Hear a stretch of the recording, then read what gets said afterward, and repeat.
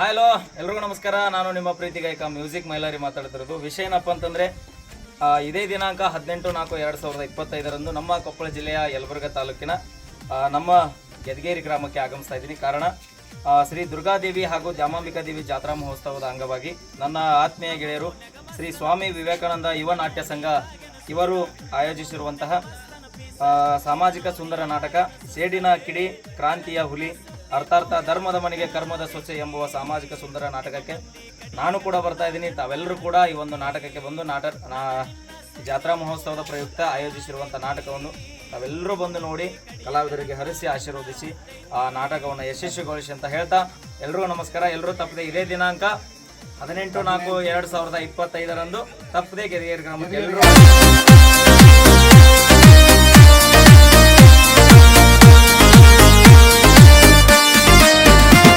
ನಮ್ಮ ಓಣ್ಯಾಗ ಮಸ್ತನ ಪೀಸ ನಿನ್ನ ನೋಡಿ ಆಗನ ಸುಸ್ತ ನಮ್ಮ ಓಣ್ಯಾಗ ಮಸ್ತನ ಪೀಸ ನಿನ್ನ